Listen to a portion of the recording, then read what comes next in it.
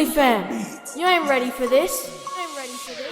It's big money, big cars, big moves. It's muscle tone, brah, there ain't nothing to prove. The best breeds from the States to the outback. Keep your eyes peeled, guaranteed you gon' learn that. Beanstalk, big boss on lock. If a canine was God, it would be this dog. Then Fuji, a movie, bad with the bougie. Dressed in designer, collar or Gucci. Hey everyone, welcome back to episode 3 now. So last week we discussed the second term of muscletonebullys, which was after we decided to start franchising slowly, and now we're moving to the bigger franchise. We had thrown the biggest ABKC, well, the first ABKC event in Europe, which I made a mistake the last time I corrected it. It was in the Netherlands. It was supposed to be in Belgium, but it got moved to Netherlands.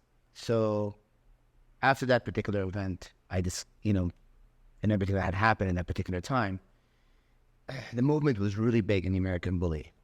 Everyone in the world was hearing about it. It was becoming a global thing in all 4 corners of the world, pretty much everywhere. People started to recognize the breed, which was not a case before that. People were still confused, thinking it was a pit bull. What kind of dog is this? And blah, blah. Even though you still get these kind of questions, not everybody knows everything, but it has started to establish in look, and separating itself from the American Staffordshire Terrier, the American Pit Bull Terrier, and becoming the breed of the American Bully. I still think the first real American Bully, the look that it was supposed to be, was probably Dax and Mugu. And the reason I use Dax and Mugu is because they were grand champions who carried the look. They were champions and grand champions that carried the look. There was a few other dogs within that era, but the closest we have gotten was Mugu for a long time. And the reason for it is because Dax didn't have Mugu's bone, and he didn't have his gait or his spread chest, and he was nowhere near as big as Mugu. He also didn't have as solid a rear as Mugu did, or as big of a head, but he was a gorgeous dog by all means, and he wasn't for him, Mugu wouldn't exist, so we can't take that away from him. But Mugu was a step closer than anything had ever been before that. All these extreme tools that were available at the time eventually led to a more complete dog. Was he complete? No, he was not perfect. Bean was a much better specimen. Kaza was a better specimen. And it just gotten better after that. Apollo was a better specimen. But these came on later on. So let's rewind back. The show in the Netherlands, back to the States, and then we start having these big events at the particular time, and I started to franchise a little bit everywhere. So at this particular era, we picked up a partner in France. His name was Fred Laguiller. And Fred Laguiller was my first partner in France. And he brought on board Julien Baiocchi, and he later on introduced me to a few other people, who eventually I met my partner in Belgium, which was Jay Chibula and Giorgio Siragusa, who was Italian but lived in Belgium. And later on led to other people like Giovanni Nori, who introduced me to the famous Olympic boxer Mario Masai, who was on Tyson's team back in the day in the Olympics. So these are all these guys that started to join Muscletone, that in that particular era, who saw the vision I had, who wanted to be part of the movement, who wanted to be part of the group, and we took them on as partners. The one who had the most trouble was Fred, because he was the first amongst them, and he had some drama with a gentleman in France, I will not mention his name, who started off with Dave Wilson, and Dave trusted him. Unfortunately, it turned out to be he was not as trustworthy as Dave thought he was. And him and another Italian gentleman, so the one gentleman was from France, the other one was from Italy, I'm not going to mention the name, started a registry of their own. I will not name the registry because I don't like to put people out there that way. But there was pretty much telling people that it was a branch of the ABKC, which it was not, and they were collecting registration money. They were not always giving some papers, but they were not ABKC documents, and they were doing their own thing, pretty much trying to copy off what Dave is doing worldwide in the States and everywhere else, but stealing it in Europe because they didn't think that they would ever find out, being that they were across seas. But of course, being that Muscletone was all over the world and, we're established, then the news got back to Dave. I told Dave about it. I was like, hey, did you know about this? And he did not know. This particular gentleman, the main guy in that particular group, started a big drama with my partner because He obviously saw him as a competition. He was very terrified of him because he saw that the dogs he carried were much more massive than anything that they carried. And these guys were buying the best of the best that they could find in the state, but they weren't buying from me. So at that particular time, there's a lot of what I call cheap shots taken on the internet, where they would say, talk about someone's mother, talk about someone's wife, or their children, and just taking low shots at them, making fun of their facility, or making fun of where they come from, how they speak, or whatever it was that they could find to make fun of Fred or any of our partners at the time, to pretty much make a mockery out of us, to bring us down. And I always had a rule, and my guys always knew it. Our work speaks for itself. You don't respond to this nonsense. Unfortunately, not all my partners are built as strong as me, especially at that particular time. And one of them was having a very hard time. So I spoke up, and I went on the boards in Europe at the time, and I responded for the first time. I said, I'm going to give you a few minutes of my time, which I know none of you are worthy of it, but I'm going to say this. I said, in 6 months from now, no one will hear of your name again. I'm going to put you all out of business. And I'm going to do this by proof to the entire world of Europe that Muscletone has the best dogs in the world. And that all the dogs you carry are nothing but pit bulls, and they're old school, and they're not real American bullies. And I'm going to do that by sending shorter, wider, more extreme dogs with more head, more bone, more mass than any dog you have there. And I'm not going to compete with you with my males because I don't want to shame you to that point. So I'm going to send a few females over to Europe, and we're going to stack into your best males. And when we're done, we won't exist anymore. Of course, they laughed and didn't take me seriously. Actually, only took 3 months, 8 shows, and they were gone. No one talked about them anymore. No one heard of them. They were afraid to even come up and speak. All we had to do is go, stack, let the world see it, made sure we had professional live videos, and we spread the videos around. We never said a word, just videos. Video. And by the time that was done, not only did we fix that issue and give my partners more confidence in Muscletone, it actually grew the company, and it worked out for our advantage. Another lesson that I learned too is that when people knock you down, sometimes you gotta let them do it for a while to build up a little bit of what you call a momentum, and let everyone hear about you and question you and not be sure and have doubt, because doubt creates publicity.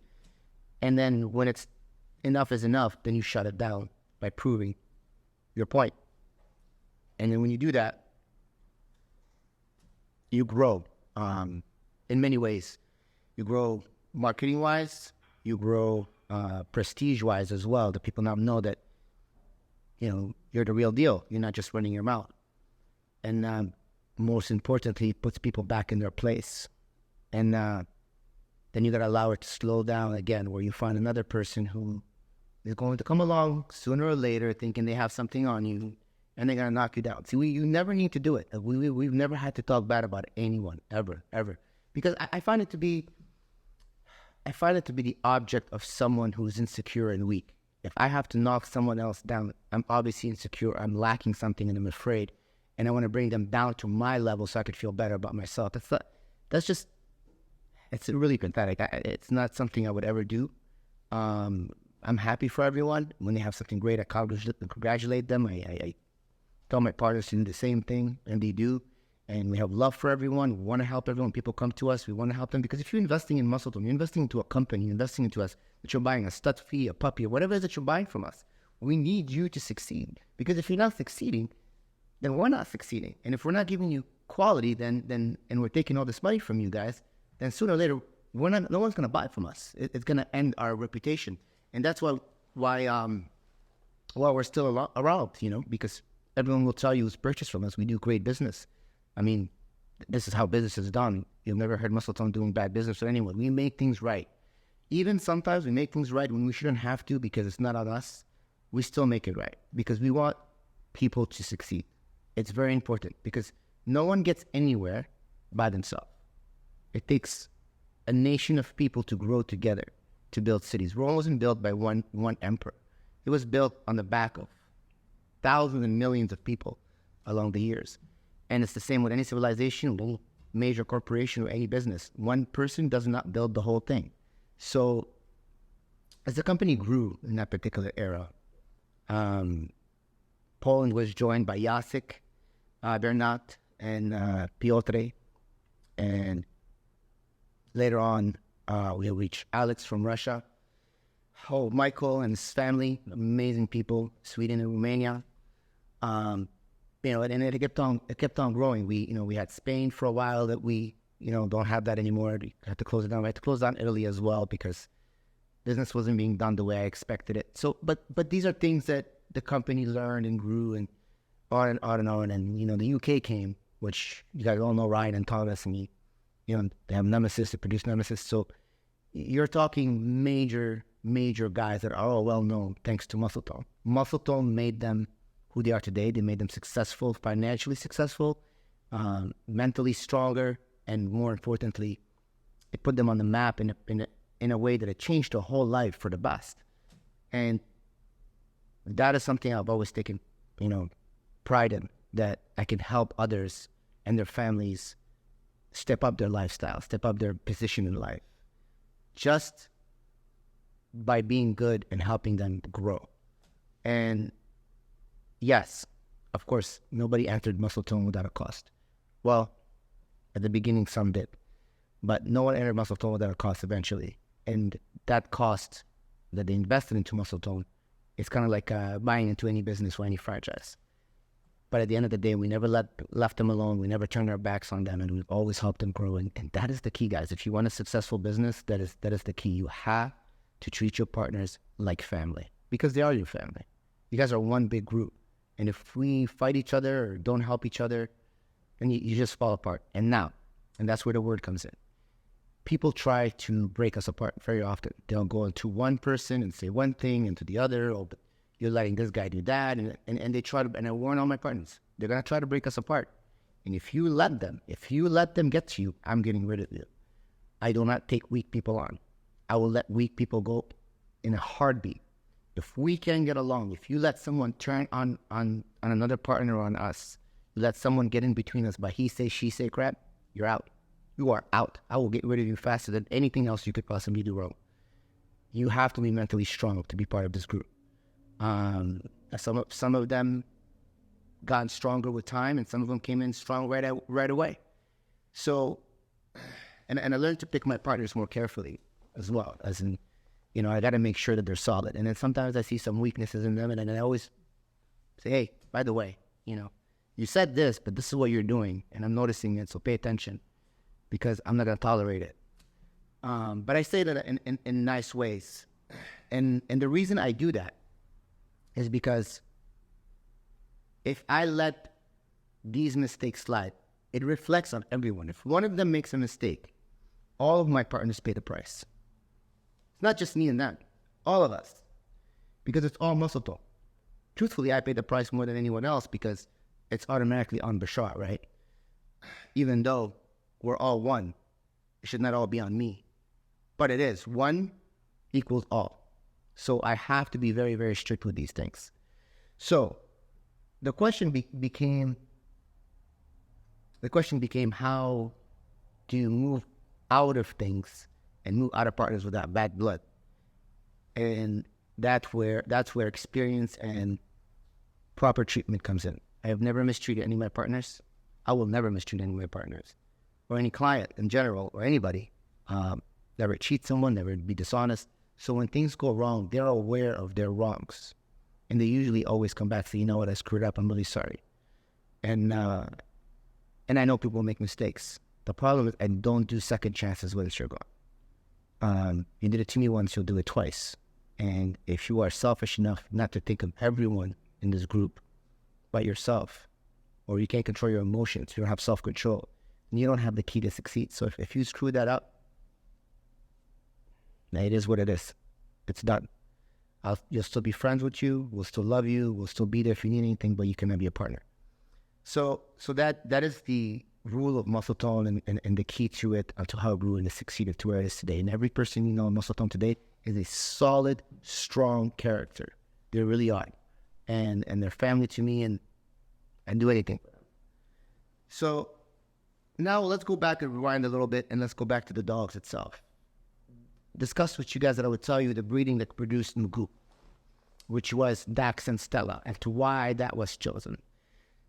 At the time, Dax had more offsprings than, I don't think there's any dog even today that's had more offsprings than Dax did in his 6-7 years of life, or 8 years of life of producing dogs. I think it was 6 years that he produced dogs for. So long story is that he had over 2,000 some offsprings. Amongst them, a good 40 or 35 really solid ones. If you think of the equation itself, for that era, that was pretty impressive. A lot of dogs didn't have 3 good offsprings, or 4, and they were big name dogs. Nevertheless, 35. Yes, the percentage was low. It was less than 1%, which is not a good number. But I don't look at productions the way most people look at production, especially in that era. I looked at production as in what traits did Dax pass on almost every single time. Now, just because 2,000 of his offsprings at least were not worth much, they all carried that neck, that shoulder placement, that tight skin, and those eyes. All of them. I couldn't think of maybe 10 that didn't carry it. They almost all did. Now, were they all impressive? No. Were they all great quality dogs? No. But that wasn't the case with every dog in that time. But now I know what trait he's the most dominant on. And that particular trait, what he passed on, is what I was looking for. Now, Stella, on the other hand, had it all. She had the bone. She had the structure. She had the top line. She had the rear angulations. She had the solid, massive rear that Dax was lacking. And she passed it on every single litter. And, she was just a gorgeous dog. She just really was a phenomenal dog, especially for that era. So that was the dog that she needed to go to the next step. And how Mugu and his siblings came out was literally what I imagined in my head would come out of that breeding. It was just like that perfect mix. Literally, even to the colors that came out, it was what I had imagined, which is odd to say because it's not very common that I have these perfect ideas of things and they come out that way. Sometimes I'm disappointed and sometimes I'm impressed. More than often I have a close idea and it comes out pretty close to what I think it is, but not to the extent that particular was. I was really what I expected. God really came through on this one. It was probably my prayers. It was probably it was a blessing for sure, without doubt. But I could tell you that everything I had imagined would come out came out, and the calculation was really pretty accurate, to be honest. Everything she was going to pass on, she passed on as I thought she would, and everything he was going to pass on, he passed on as I thought he would. And it was a beautiful mix. Mugu was hated so much. By the way, before we go to talk about older Mugu was a pup. He wasn't the pick of the litter. He was actually the runt. He was smaller than his sisters. He was definitely smaller than his brother Sambo, who was the biggest and still probably is the biggest. Pretty much, they're all pretty much still alive. So in that particular time, Sambo was my pick and litter, and I was keeping both females. I wasn't selling any of them. So I only sold the second pick male, which, by the way, was Mugu. It was the only pup that was available for sale in the litter. And it was only $10,000. And I had a gentleman who had given me a $2,000 deposit down. And when it was actually in the Philippines. And when time came to the Philippines? Yeah, I'm pretty sure it was Philippines. When time came to pay the balance, he says to me, I'll give you $3,000 more and give you $5,000 for a dog. And I said, no, the dog is $10K. That's what we agreed on. I'm not selling him for less. And he says to me, I can buy a dog from Dax's owner himself at Shepherd for $5,000 right now. Why would I buy a dog from you for $10,000 off of Dax? And I responded, well, I'm not selling you a Dax son. There's Dax sons everywhere. What do you mean? You said that dog's off of Dax. I said, he's off of Dax and Stella. I'm selling you a Stella son. If you tell me that Ed has a dog like Stella in his yard and he's selling for $5,000, I'll go give Ed $10,000 for it and I'll buy it right now. But nobody has a Stella in their yard but me. So you want the dog, it's $10,000. And he says to me, well, will you give me a refund? I said, absolutely, I'll give you a refund. And before we even hung up the phone, the money was returned to him. And raised the dog's price because I knew $10,000 was too cheap, and he went up to $15,000. And when the dog got a little bit better, I said, you know what? That's too cheap. I put him up at $25,000. He was still not the best pup in the litter. at that particular time, but he was pretty impressive. And a gentleman calls me and goes, "What did you raise the price to 25? It was 10K. I'll buy it for you for 10K. I said, "No, it's 25. He's like, "No, but you told me 10. I said, "Well, you rejected the offer. You said you're going to go buy one from Ed for 5,000. And he says, "Oh, I changed my mind. I want that dog. Fine, I'll give you 12. And I said, "No." So we kept going back and forth. This gentleman and a couple other gentlemen kept trying to bargain with me, and the price kept going up. 25, 50, 100, 150. And none of them they all lost their chance. And every time they came back, they were offering more money than they could have had him the first time, or the second time, or the third time, or the fourth time. But they were never willing to pay the price that was on the table at that time. And they couldn't understand it. I could, because I had the dog in front of me, and I told them, I said, "You don't see what I see. I know what I'm looking at." And eventually, you all know what Mugu went for, right? It was the biggest sell of any American bully in this history at that particular time. And the only dog that ever surpassed him was Bean and Kaza, and then Beanstalk. So, which are all descendants of Mugu. And Mugu's, a legend in the American bully world. He's the first dog to cross the wall of China. He's the most historical dog of all times. I mean, yes, Dax is also one of the most historical dogs. If it wasn't for Dax, Mugu wouldn't exist. We cannot forget that. But the levels of things that Mugu did was very surpassing any other dog before him or of his time. And I would say maybe even of today, he is the legend of all legends in the American bullies, in my opinion. Mugu was hated by everyone. They called him an exotic. They said he does not fit the American bully pocket class. He does not fit the extreme class. He's too this, he's too that. He's too short for the extreme. He's too big for the pocket. He doesn't fit the breed type. He shouldn't win. Just like any other of our dogs, it was just one thing after the other. Of course, when the dog left, everybody loves him. "Oh no, it's the greatest dog of all time. That was the best dog you ever had." It was the same with Bean. It was the same with Kaza. I mean, they photoshopped Kaza to make him look bad quite a lot at nationals. And they ended up making me a sell on him. So, I mean, it was just nonstop hate, one thing after the other. That led Muscle Tone to grow was thanks to the hate they did. So, to all the Muscle Tone haters, by the way, I want to thank you again. I know I do it all the time, but I have to be grateful to all of you.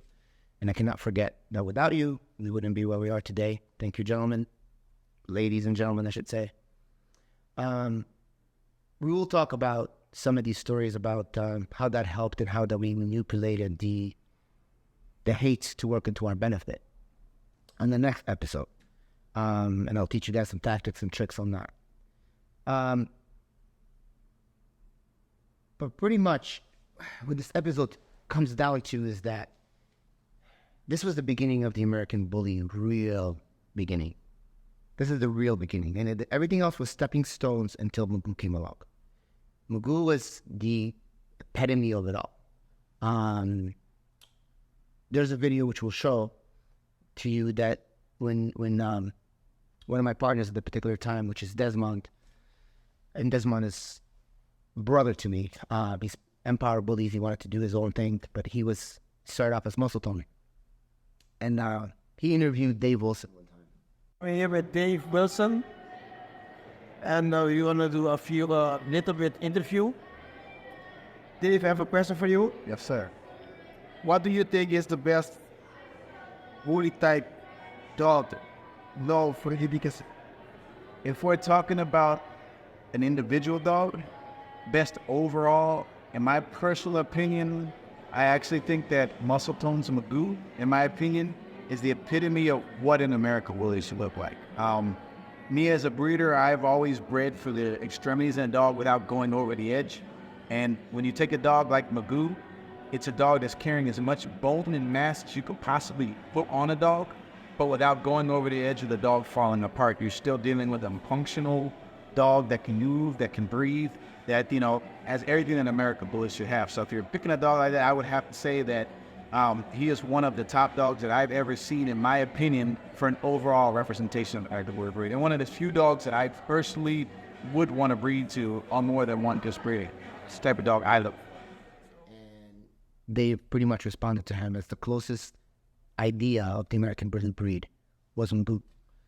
Mugu was the closest thing to its type. And this is at the time where everybody was talking crap about Mugu, and they wouldn't even let him win in the ring because the judges, and I'm not going to name them, but I'm sure you all know who they are, were so anti-Mugu.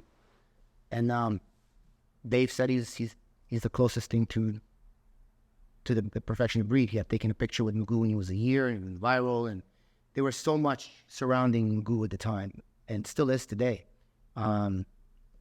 Oldest American bully extreme to still be alive, including his siblings that are still around. And, his sister with Paul had a litter at 9 years old, 14 pups. I mean, just think about that.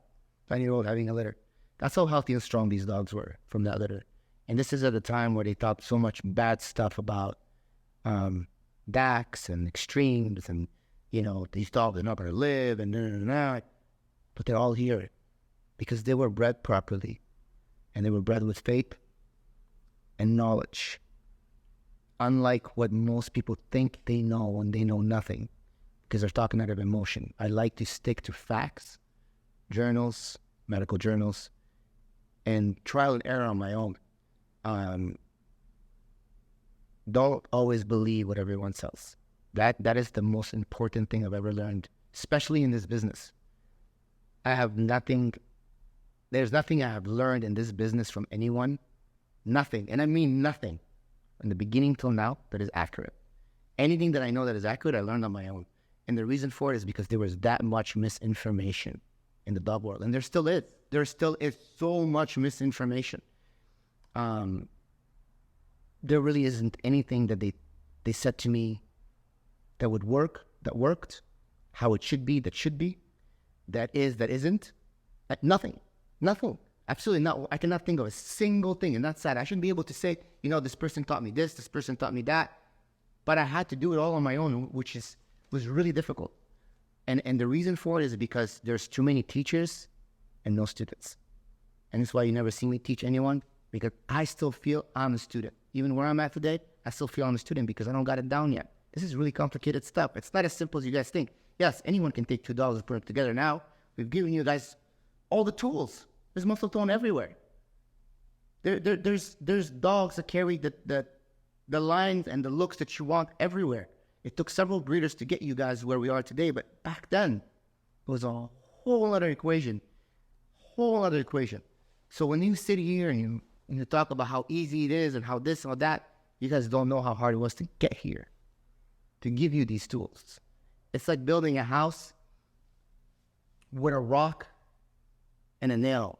No hammer, no tractor, no machine to lift anything, nothing to form bricks with. You got to form them by hand. It's starting from scratch. Versus when you get all the tools, you can build a house in no time. You can put a house up in a month. So these are the things that I wanted you guys to learn on this episode, or know about in this episode. Is the struggle never stopped and still has not stopped today. So we've been dealing with this all along. But I want to emphasize on the fact that particular era was a very, very important era for the American bully. From 2009, right around when Mugu was born, all the way to 2016, when Mugu left to China, or to 2015, one of those years. That era was very, very important era. That's when the exotic movement was born, because they couldn't produce American bullies, so they start mixing stuff, thinking, I remember someone saying one time, I don't know, it was the Brahma Bull movement or whatever, said that someone who was part of the Brahma Bull movement, not the gentleman who started, he's actually a great guy. Well, I'm going to show you guys how Mugu is made. I'm going to mix a bunch of bulldogs and this and this and that. And they thought by mixing dogs, you're going to produce dogs like Muscletone. None of them did. And they mixed and they mixed and they mixed, and they're still mixing, and they still don't have it because we didn't need to mix to get here. It was proper breeding, proper tools, a lot of research, a lot of traveling to see the best of the best. If you don't leave your house, you're sitting on the internet, you're not going to get nowhere. You got to get out. You got to go to shows. You got to travel the world. You got to go overseas. You got to put your hands on dogs. You got to see them with your own eyes, or else you don't know what you're working with. And it took a lot of that. And that took money. That took time and stress. And That came at a cost. So when someone comes to me and like, well, don't you have something for $3,000? No, I don't. I'm sorry. I've worked too hard to get where I am today to give it away. I can't. I wouldn't survive, you know? So this is a lesson that you all need to understand. How you price your dogs is based on the quality and work and strength and effort you've put in to get where you are today. That's why a Bugatti costs more than a Chevy. You can buy a Corvette. You can do a 10-second quarter mile. You buy that thing for 60, 70, 80 grand. Or you can buy a car that may be just as fast or maybe a little faster and pay $500,000. But there's a lot more effort and work and money into that car that you're paying more money for. And I promise you, when you drive the two cars, they're not the same. There's a big difference in handling. There's a big difference in feel. There's a big difference being behind the wheel. And it's the same with dogs. So you got to price things properly. Which is another topic that we're going to discuss on the future episode, is how to price, how to market, and how to do all that. Right now, we're still part of the history of the American bully and how we got to the era of Mugu. And that was the era of Mugu. We'll discuss a little bit more the era on the next episode, and then we'll also discuss, after the sale of Mugu, the next movement, which was being Kaza and all of that and how we went through. We're going to discuss a little bit more about muscle tone franchise all over the world and how their movement and how they were doing and how they were growing and how the partners, you know, without them, I myself would not be here today. So I'm grateful to all of them. We'll see you guys again next Monday at 6. Fuck friends wanna make it a dog. This is straight up facts. Nothing like their love, nothing like their pride. They'll bark then bite. They won't fuck you round, won't tell you lies. All they wanna do is ride shotgun land.